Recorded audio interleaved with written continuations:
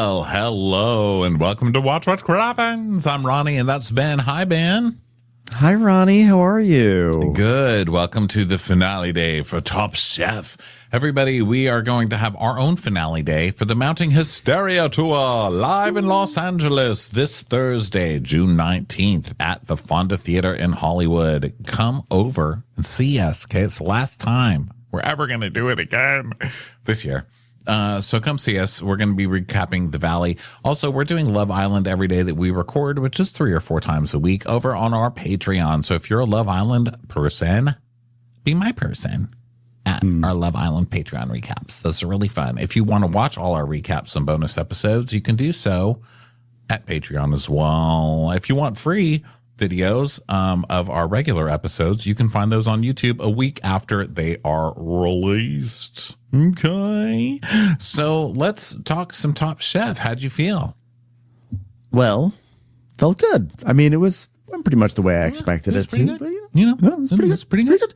There is some Top Chef news, Top Chef adjacent news, by the way, which is that last week, NBC Universal Peacock announced the cast for the upcoming season of The Traitors, which I was very happy included like 5 Real Housewives, including the return of Dorinda Medley. Love that. Lisa Rinna, I think she'll be great. Portia, great choice. Candace, we predicted, great.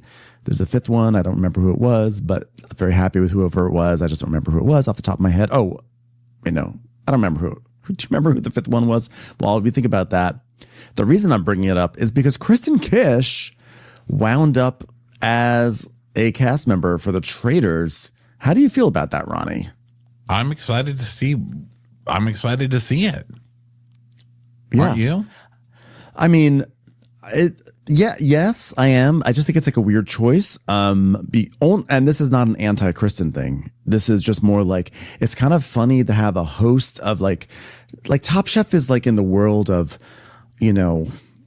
fine dining. It's kind of like a prestige show for Bravo. And I don't know, to me, it's kind of funny that they're having a host now go back down to contestant level on a show that's like sort of trashier. Like, it's surprising to me because it's kind of a risk, right? That they could have like their host be on this show of accusation and everything. So I just was very surprised that they chose Kristen. But at the same time, it kind of makes sense because most likely the show will air from January until through the end of February or March. And that's probably when the next season of Top Chef is going to start. So it's a good way to probably promote Top Chef. But it was still it was an odd casting choice to me. Well, it's odd because she's not a huge personality, but I'm excited to see what her personality is like in that environment for sure. Yeah, it could be very interesting. What if she's like really bitchy and mean? I would love that. I would love that. Devious. I would love that more than anything. She's probably gonna be like, I don't want to have to accuse you of this, but honestly, I'm sorry. I think you're a traitor. I think there'll be a lot of that. She'll be like, I was in episode 1, so here on episode 2, I can tell you how difficult episode 1 was. And just as someone who's done this before, I'll tell you, it's not easy. This is not the easiest part of my day. So the housewives are Portia Williams, Caroline Stanbury, Candace Bassett, Lisa Rinna, and Dorinda Medley is getting another chance, which is crazy. And watch them get rid of her first again. I won't be surprised. I will riot. They better not. I think this is great because last season there were only 3 housewives and now we have 5. So there's like some insurance that they make sure that there's like some housewives that will last for a little bit. Part of me, I hope that they do something where they protect Dorinda, where they could either make her a traitor, but I honestly think that Dorinda will be best as a faithful. But maybe they'll do something where she comes in late in the cage the way Rob Mariano did or whatever. But anyway, I just had to bring that up because I just thought I was so surprised that they put Kristen on this cast. It just felt like a different the world of like Top Chef and The Traitors did not seem like they were intersecting to me, but I guess we'll see how it goes. Yeah, I'm down for it. I'm down to see what that's about. And also I'm down for them to bring Padma on. Maybe if they open up that door, we can get a little hello, Padma chefs.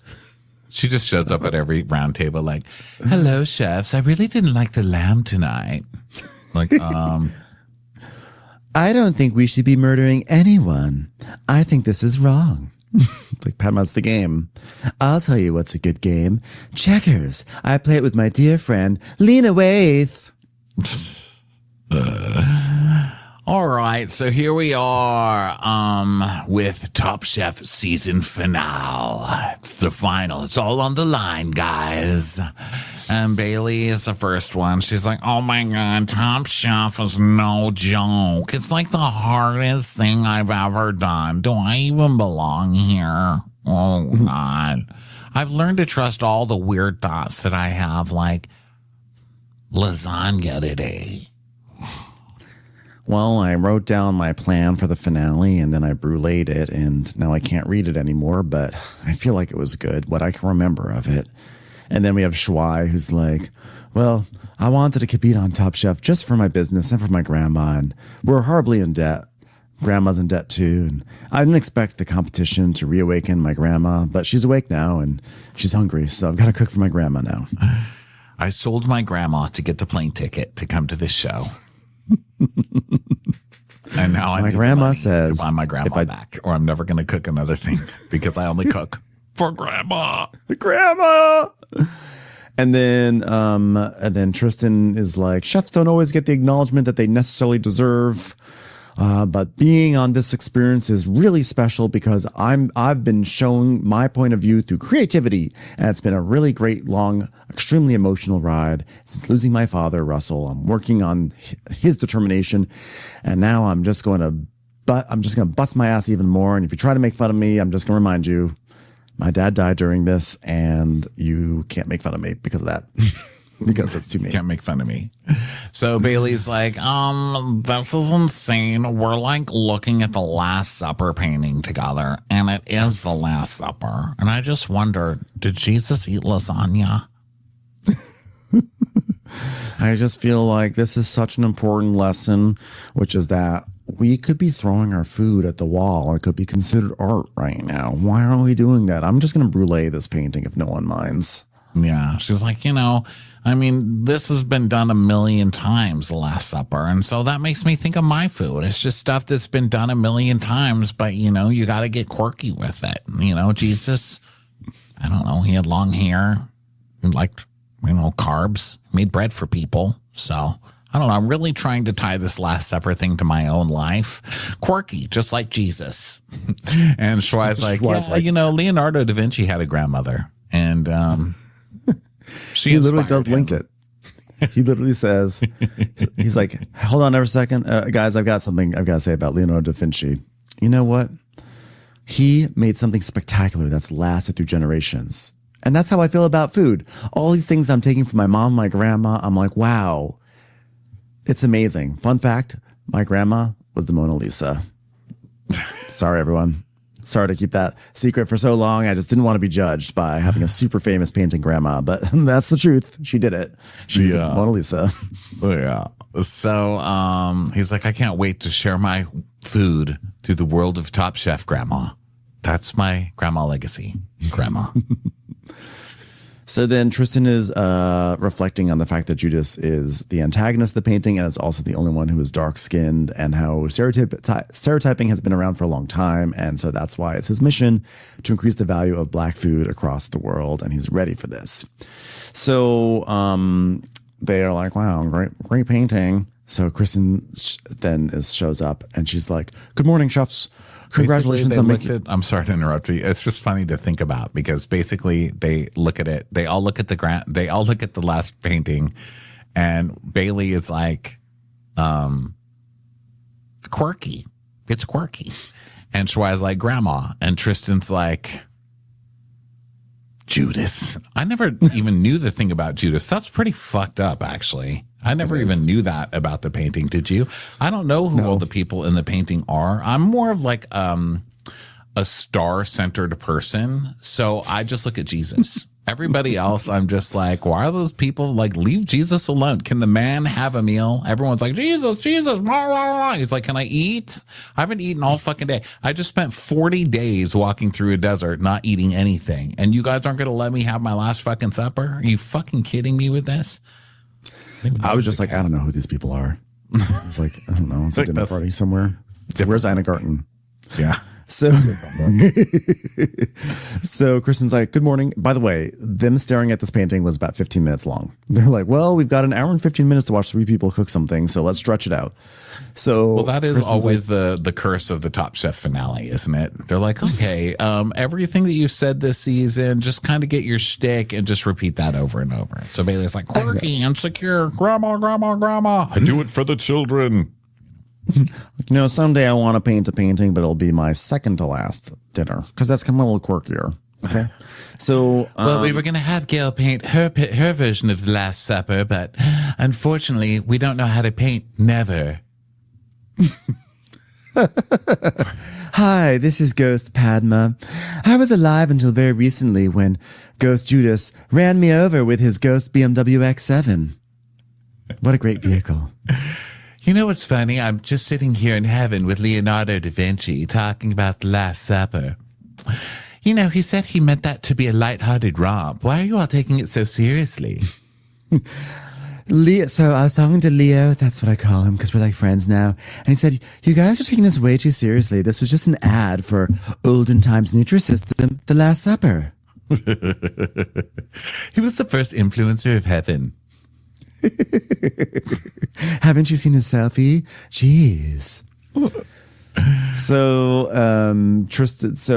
Kristen comes out and she's like, congratulations on making it to the finale. One of you is going to walk away with a grand prize of $250,000 furnished by Saratoga Spring Water. Want you to know I had some Saratoga the other day. It was delicious, but the bottle's empty and it was a beautiful moment. And I've been in your shoes before, being thirsty, wanting some water. So good luck. Good luck to you all. Wow, it's so sad for your season that you only have Saratoga. Up here in heaven, Leo's drinking Pellegrino. I heard that Gail can't get into many parties because she often shows up as Galatoga. Am I right? Let's go get a dress. Saratoga, otherwise known as Gail's dress designer.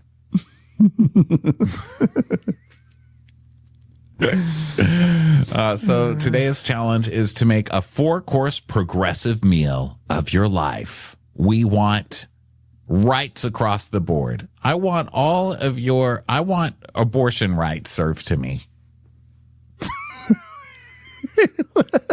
Oh, progressive. I want health care for everybody in an appetizer form. Yeah, you know what? Because Da Vinci's creativity knows no limits.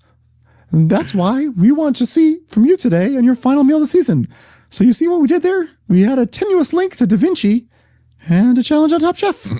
Da Vinci knows no limits, almost like astronauts. When they go to the moon, they also know no limits. Tom, that was from 2 seasons ago. Give it up already. It didn't make sense now, and it doesn't make sense now.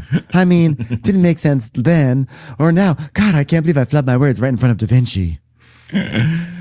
So to help you prepare and cook your final meals, we've asked you to choose your sous chef. And in walk Lana, Paula, and Zubair. I hope you're planning on making some spicy fried chicken because that's Zubair's thing. I will never forget Zubair's thing because remember when he made his amazing spicy chicken Chicago winning best sandwich of all time, and then he went home the next week. He's like, I won. I finally used my fried chicken recipe. And they're like, and now you can go, Zubair.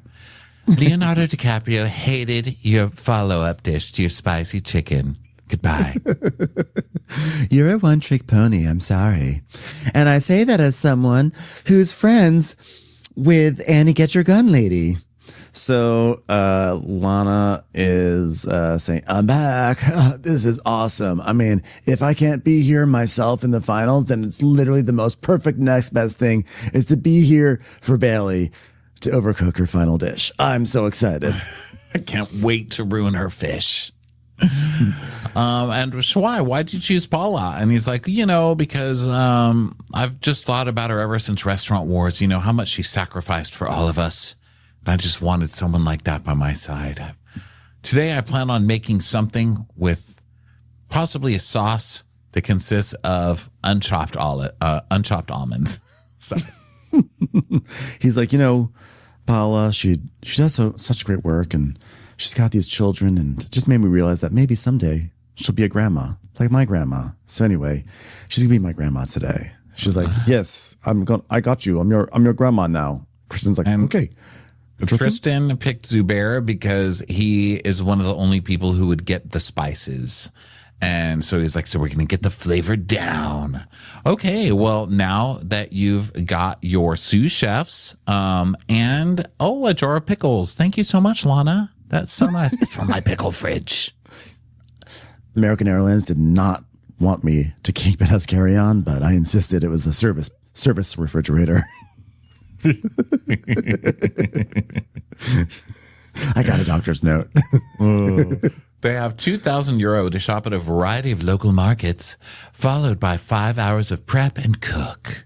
Huh? And then tomorrow, you'll have an additional 2 hours to prep and cook before service begins in Michelin star restaurant Krakow. Named after Gail's backside. Wow, pull up your jeans, am I right? Named after Gail when she steps into Ross. I'm like, watch out, here comes Krakow. Clear the aisles. She's pulling everything off the rack. This Gail standing up on the bus. Wow, release the Krakow. You'll be serving us judges and an impressive lineup of guest diners, including the owner of restaurant Krakow and Mr. Star Chef Carlo Krakow.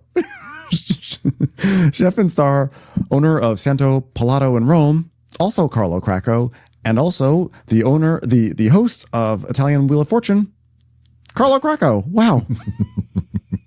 The inventor of one of the most famous candies in Italy, Crackers.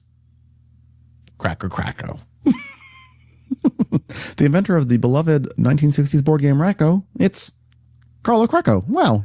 And, we know we're missing the disappointment on Padma's face this year. R.I.P. Padma. Thanks, Tom.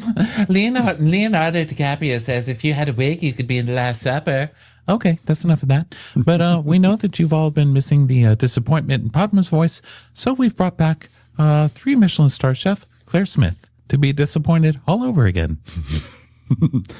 Wow. Claire, how does it feel to be named after a boutique for little girls? Disappointing. How do you think it feels? I love Claire. It's just like, that was delicious. Like, you liar. Why do you keep saying things are delicious? You look like you want to spit it out, Claire. And that's what I love about Claire. I know. She's the best. She's like, this was absolutely delicious and life-changing. For raccoon, get it out of my face. It's time for a commercial. It's time for a Crappens commercial.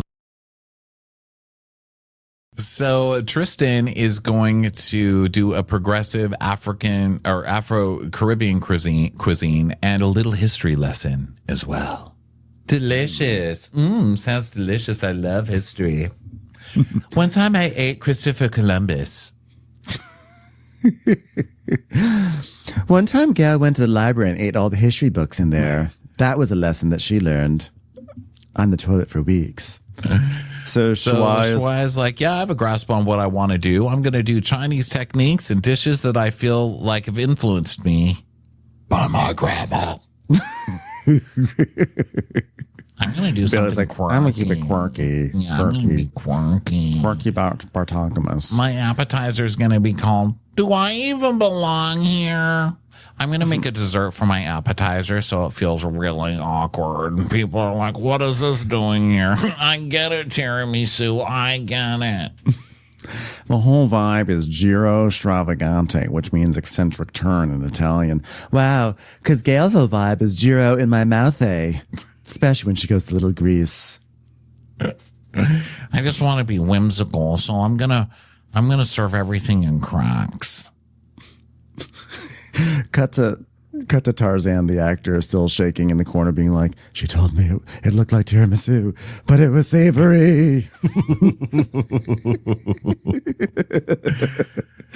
So Bailey is telling Lana that she wants to feature different artisans and chefs that have influenced who I am. That sounds like a copycat meal. I'm not going to lie. And it is weird when she presents it. She's like, all right, well, this was my favorite Chef Boyardee, the spaghetti in shapes of letters. Enjoy, everybody.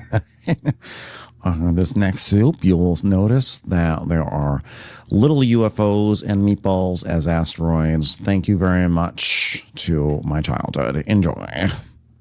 Yeah, so Tristan gives us some history. He says that Italy tried to invade Ethiopia, so he wants to give a nod to that bit of history.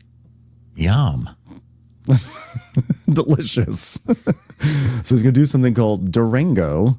Durango is short for Doro Wat, which is the national dish of Ethiopia. And then there's the northern Italian dish, southern French dish called chicken marengo.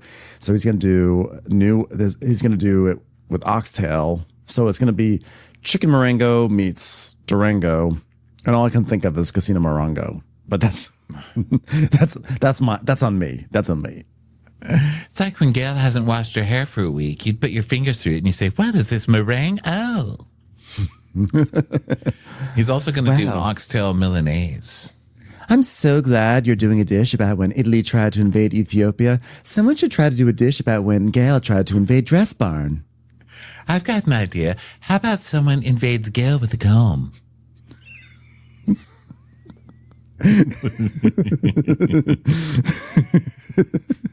So Tristan says risotto Milanese and ossobuco is a staple dish, so he's going to use oxtail, which is the poster child for Trinidadian cuisine. And Shwai says, well, we're in Italy, so we have to do some pasta, right? So I'm going to make a grandma ravioli by grandma, but it's going to taste like soup dumplings, but it'll also taste like grandma. And the third course, I was doing research in Milan and I was thinking about ossobuco, and my mom makes this delicious tangu, which she must have learned from my grandma. So I'm going to do grandma pork ribs and with polenta grandma. Yeah.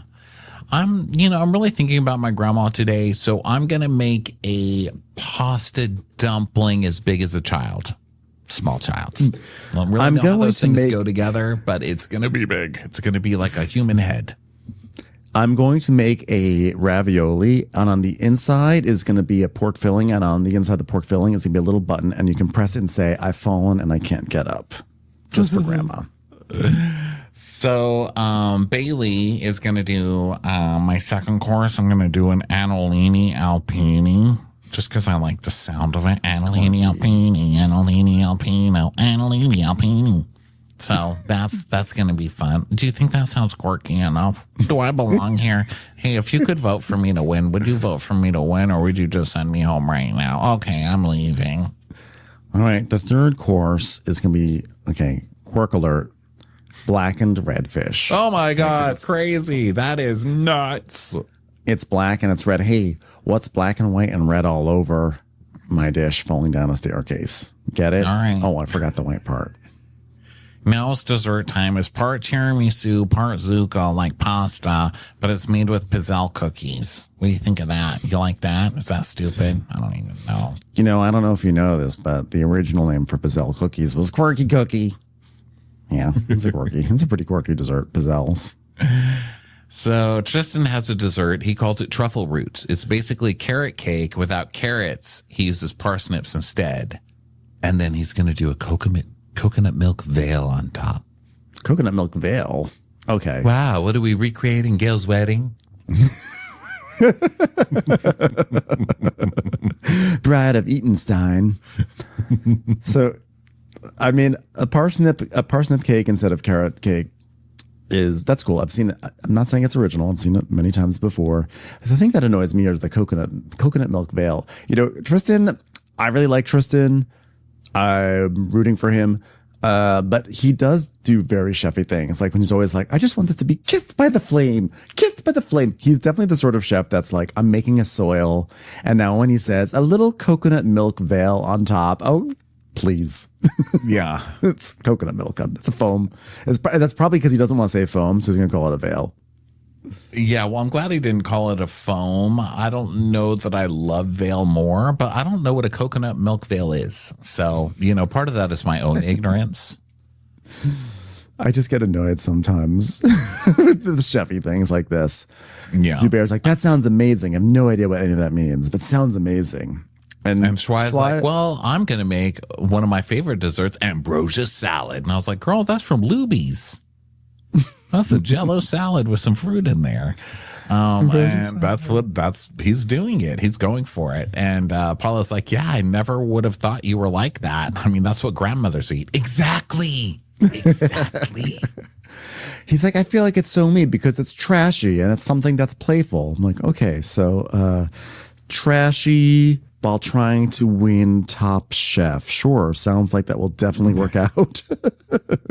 Also, he keeps calling his food trashy. I don't find his food trashy. Is it offensive that he's calling his own food trashy? I don't like it. Be nicer to stop Schwei. that, Schwei. Stop it. Stop it. Stand tall in your ambrosia salad. So they go shopping at the fish market, and Schwei's like, oh my God, this smells like ocean. That's the same thing I say every time I walk into Gail's closet to try and fix it. That's what I say about Gail after she applies her deodorant, which, of course, as we all know, is a fresh red snapper. Is it blackened? Shut up, Bailey. No one's talking to you, weirdo. Just had a lot of quirk potential. So... So he's going to make... By the way, for the record, yes, it is blackened. She has blackened deodorant. I can't... Gail's blackened red fish deodorant. It's from the brand Sure, but you pronounce it like this. Sure, Gail. So he's going to make a panipuri. It's his favorite bite in the whole world. And his eyes are caught by the scarlet red shrimp. Oh my God, it's just glowing red. Give me that shrimp. And Bailey's like, yeah, I'm going to be making a polopoi mats, nutrient Felucci. You know, it'll be this beautiful grilled octopus, you know, and but I'm going to make sure all the octopus legs are sort of like going like, you know, because quirky octopus. And then mozzarella. I want the octopus to be doing like Walk Like an Egyptian. Remember that song? Because it's quirky.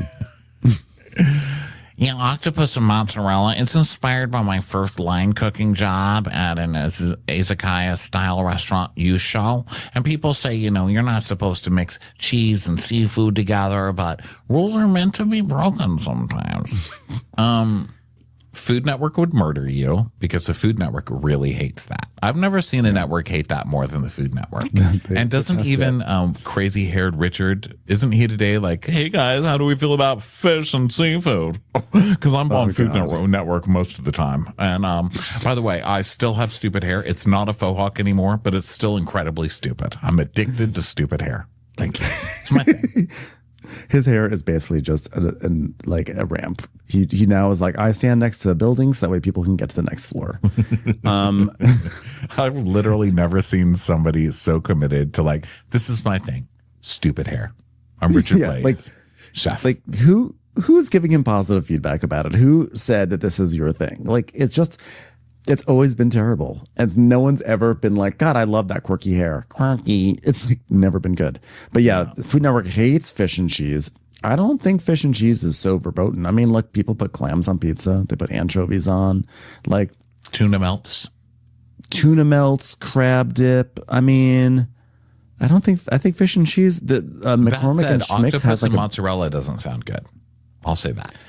I'm open to it. It's too much rubber. Too much chew in the same thing. But what if it's quirky? Nothing. I know nothing. What about a quirky octopus? What about a quirky mozzarella? What about a quirky mozzarella and a quirky octopus walk into a bar? And guess what happens? They're quirky together. So Tristan is his first course is going to be bacala mango, and he's on a hellbent mission to find really good quality cod. And he's like, that monkfish looks really good, so we can't ignore that. And, you know, he doesn't know really what he's going to do with that for now, but he's just basing it on ingredients. And one thing is for sure, he's going to call something a veal. Yeah. One of those fish will come out with a coconut veil on it. So get ready. And then Schwei is saying how Bailey is such a beast. She's like the Italian queen. She makes Italian food that I've never seen done before because it's quirky. There, I said it. You know, Tristan weaves all these beautiful stories about his food with all the ingredients he uses. It's incredibly good. His is about like, oh, Italy invaded Ethiopia. And mine's kind of like, one time I went to Chipotle and I really liked the tortilla, so I'm making a quirky tortilla to go around this pasta. So his story is much better than my stories. Turns out traumatic history is delicious, but is it quirky? I'll leave that up to the judges. Pretty sure it's not that quirky. So we get to the kitchen and Tristan breaks the cutting board and Schwei's like, whoa, calm down, Massimo. They all laugh. But, Tristan was like, you motherfucker, how dare you compare me to Massimo? So Schwei is going over his second course. He's going to make a pork and king crab soup dumpling ravioli. Kind of Chinese, kind of Italian. Might be awesome, or he'll never be allowed in either country ever again. We'll see. Yeah, it's a lot. Like that's his thing. Yeah. And so Paulo's going to work on the osabuco and everything. And then Bailey says, and guess what my grandma used to make me? Sweet and sour pork rib. Okay, dude, let your grandma have a night off. You know what I mean? If she's sick of being dragged around this stage, just leave her alone, bro. Well, the second course for me is going to be Annalini Alpini. Quirk on quirk, right? With the porcini filled pasta with brown butter pecan.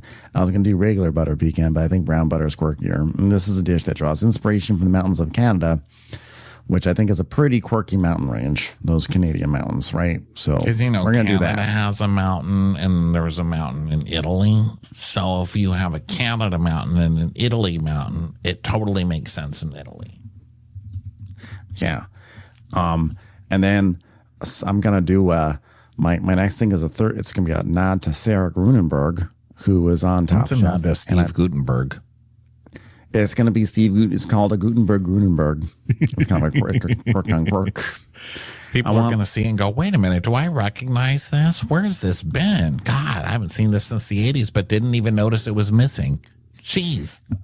I'm going to call the dish 3 Men and a Little Lady, and the little lady will be me, but like made out of Annalini Alpini specifically. Oh, okay. I remember this chick, Sarah Grunberg. Yeah. I didn't remember her. I didn't know that's who she worked for.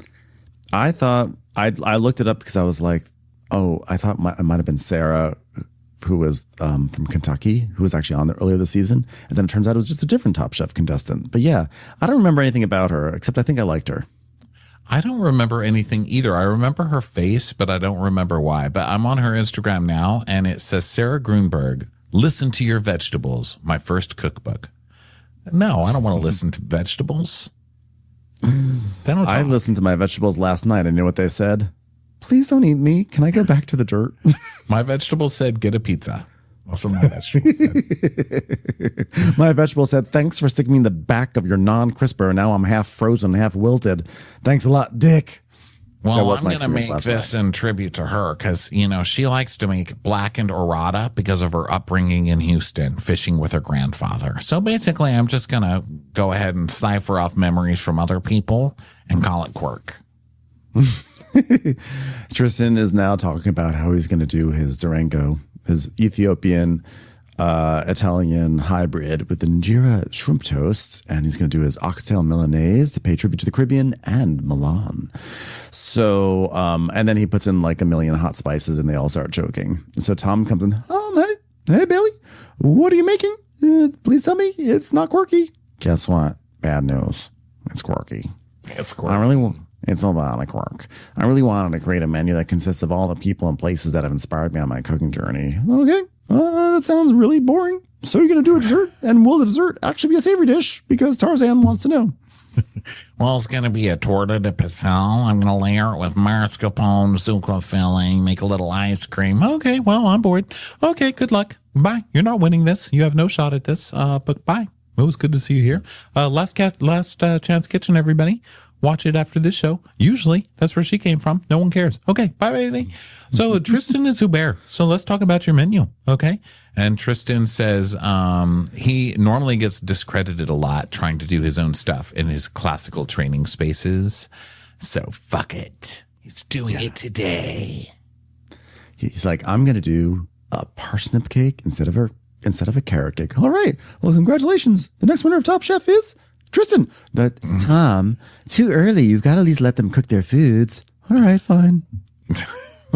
Okay, well, I'll let you guys get back to it. Hold on, Bailey, did I talk to you already? Your dad. Want to do it again? I know. Wow, that was a good brain. My brain trying to help me out there, and I just won't let it work. Okay, so let's go talk to Schwei. Schwei, what about your grandma? Well, my grandma. Okay, I'm done. I'm leaving. Bye. Gotta smoke. Gotta smoke. Gotta smoke. All right, chefs, have a good job. And just remember, two of you don't really have a shot at this, but it's fun to see you cook anyway. All right, thanks very much. It's been a great journey for me. It reminds me of why are we here? Because Tristan won this already. Oh, okay, that was a good one. Okay, everybody, I'll be out. Bye. Well, I know that if I don't win Top Chef, at least I have a chance at Last Quirk Kitchen. It's Quirk. So Tristan is like, I don't know if I'm going with monkfish or cod for my first course, but I'm going to treat them the same way. I'm just going to leave the cooking, all the fish to test tomorrow. So this could either work or could not work. We'll see. So Bailey is like, well, I just hope I can do it perfect. So, okay, let's see. What's going to happen tomorrow? We don't know. I like Schwai saying, he's like, I'm really worried about my raviolo. Soup dumplings have always been my Everest. Chefs. So then, so now, all right, but wait, Tom is coming back in time. I just want to say something to all the finalists. After you're done, you get to come to have a special dinner. And to the rest of you, we left you some leftover eggs from the Hyatt Place breakfast. So enjoy your dinner tonight. I like that they do this every year now. It's pretty cute. I do miss the Padma ones where she'd be like, okay, chefs, here's what I've prepared for everybody. It's a plate of my fingernails. I really don't eat dinner. I had my dear friend, Ali Wong, prepare you all peanut butter and jelly sandwiches. Enjoy. I've steamed everybody some rice. Nothing else. Hope you enjoy it. Simple. Like to keep it simple, guys. Commercials. Here comes one right now.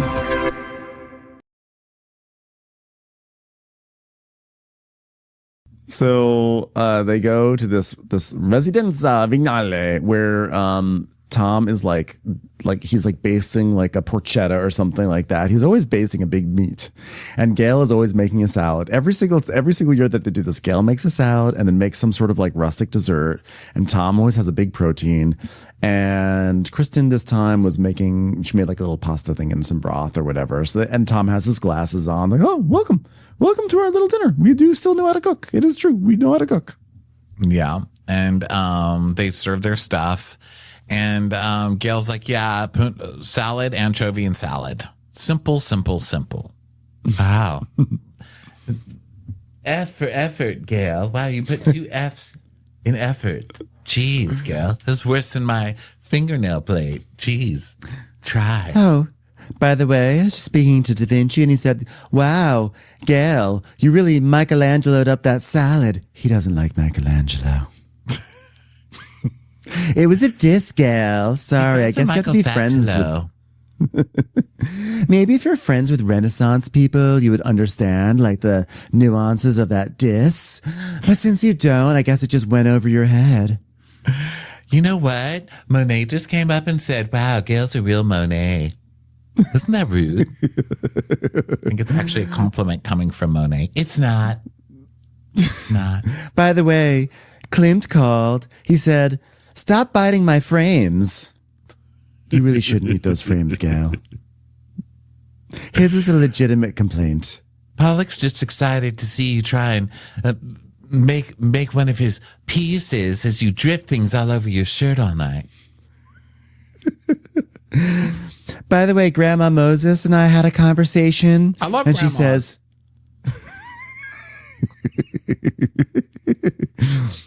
She says she just disavows this entire season for so many different reasons. Does she know how to make dumplings? Schwa, stay out of it. You already stepped on my joke. Oh my God.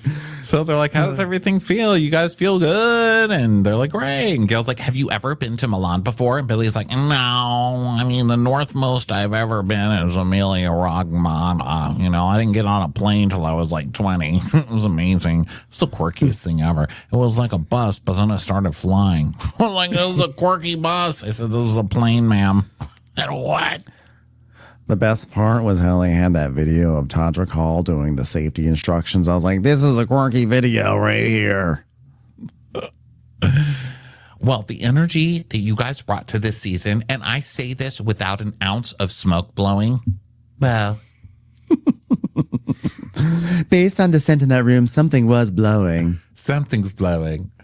First day you walked into the kitchen, the three of us turned to each other and we said, Tristan's winning this. Am I right, guys? We looked at each other and we're like, they've got the juju. Oh, really, Gail? Because every time you walk into a convenience store, you always say, they've got the Charleston chews. They've got the juju and you've got the choo-choo. So Kristen's like, yeah, we're truly getting to know you by your food, but your personalities. They're just like, every time you come there, you have your personalities. And it's just such a joy because you're people to say things. And they're like, oh my God, Kristen, this is beautiful. Don't ever lose that. Okay, don't lose that. Okay, earn this. Earn this. So Bailey's like, well, I like to keep it humble and a little bit quirky on the side. And I'm also really proud of what I've accomplished to get me here. I mean, there was the time I tried black and red fish for my old boss. And I was like, this is disgusting. I'm going to serve it in Top Chef. It's a journey. So now we get Gail's poached pear crostata. And Kristen's like, yeah, everybody's going to change their dessert. Wait, what'd she say? Everybody's going to change their dessert. What does that mean? Kristen's like, well, everybody's going to change. No, she's saying like, this dessert is so good. It's so good. I know. I see. Everyone's going to change the dessert now. Okay. Because we're all here in this moment. I know what it's like to be a crostata folded over some fruit. It's tough, but you could do it. It's special. So Shariah's like, wow, this is still exciting for you guys after so many seasons. And it's like, Tom's like, yeah, absolutely not. I get to mentor in a way a bunch of young people. And my book, Why I Cook. By the way, that's why I do this every season. Why I Cook. My book.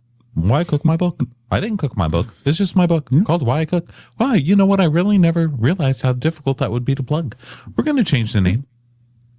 You know what I love? I love mentoring in a way. And by mentoring, I mean, I walk into the kitchen, look at what you're doing about 3 times a season and go, huh? And then they say, what's wrong? And I go, I don't say. I'm not allowed to tell you what's wrong. That's the sort of mentorship that I think really is impactful. Yeah, because Tom doesn't really mentor.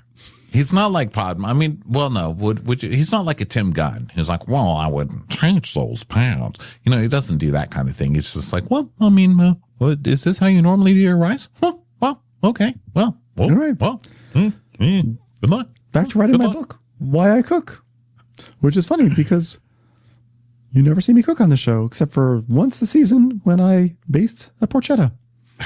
So my Kristen, follow-up book is going to be called Why I Padma? Padma?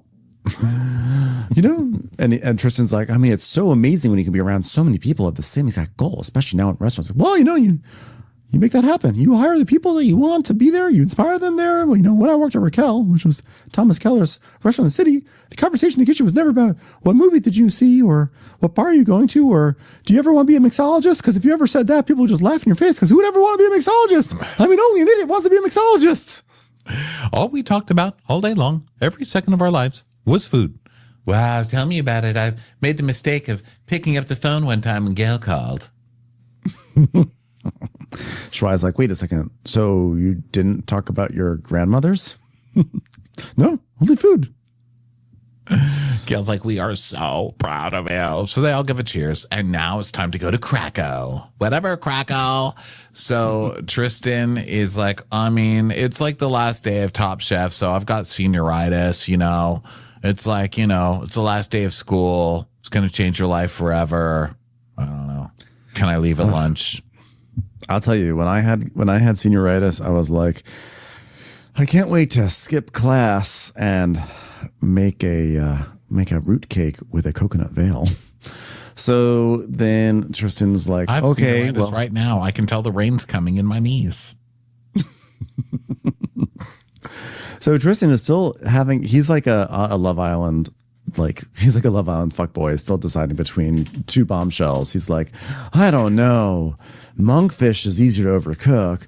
Cod has less texture. They're both my type on paper. Which one am I going to choose? Which one of you is my people? So 6 minutes, and Bailey's like, oh, I need to get a really nice char on that octopus and balance it with the creaminess of the mozzarella, which is quark overload. Watch out, quirky coming through. Although I think at one point Bailey is like very chefy and she's like, let's get a char on that octo and get the mozz ready. I'm like, it's octopus and mozzarella. No, it's octo. Octo and mozz. Get that octo with the mozz. Can we get the octo with the mozz ready? So the chefs come, or the judges come in, and Tom's like, well, you know, we know at this table, the most important thing once you get to a certain level is finding your own style, because you've got so much money, you really need to learn to dress better. Am I right? Yeah. I didn't say that. I did. Da Vinci did too. So did Pollock. So did Monet. So did Picasso. And that man really doesn't even care. We all agreed Gail is the worst. And then I said, exacto. So then Kristen's like, everyone, let me, to emphasize this, I'm going to play the piano with one hand on the table. And I'm just going to say, I think we're in for a really big treat, especially you, Claire. I think you're going to enjoy this. Claire, you going to try to smile? No? That's okay. Okay, you don't have to smile. Claire's like, this is miserable. This entire experience, Krakow, my asshole. I would give back all 3 of my Michelin stars not to sit here for 1 second longer. So now chefs are starting to plate food, and now Tristan decides with monkfish. He's like, I'm going with monkfish now because it's got a lobster texture. So it's a little late, but, you know, he gets it done, I guess. And Zubair's like, sauce directly on the fish. He's like, north of the fish, chef, north of the fish. Yes, chef. So time to present. So Bailey's like, well, my menu is paying homage to the people that have influenced me, especially the quirky ones. And then I want to put a spin on their own food. So I want to play around with my first line cooking job from a Japanese background. It was called Benihana, and we had grilled octopus. So Gail, I'm going to ask you to open your mouth, and I'm going to just flip this octopus mozzarella ball into it. Oh, whoops, got you in the eye by accident. Sorry about that, Gail. Wow, you missed her head, but somehow she ended up with an octopus on top of her head anyway. Oh, I'm sorry, is that your hairstyle? Da Vinci's literally LOLing. That's when you're laughing out loud. Stupid Da Vinci. He's very humorless, actually. So it's octopus, mozzarella, tomato dashi, and giardiniera. It's sort of like this star-crossed lover situation. If those star-crossed lovers were quirky and not quirky, am I right? That's not going to work out. The mozzarella just got left at a restaurant by the octopus, and it didn't know what it did wrong. Okay, well, that's enough about my love life. Enjoy it. Congratulations, you've reached the end of part 1 of a 2-part recap. For part 2, go look for the recap that says part 2. See you over there, suckers. Well, hello and welcome to Watch What Crappens. This is part 2 of a 2-part recap. If you're like, hey, wait a minute, I didn't hear part 1. Guys, it's because we put out a lot of recaps. Go back and listen to part 1, okay? It's before this one.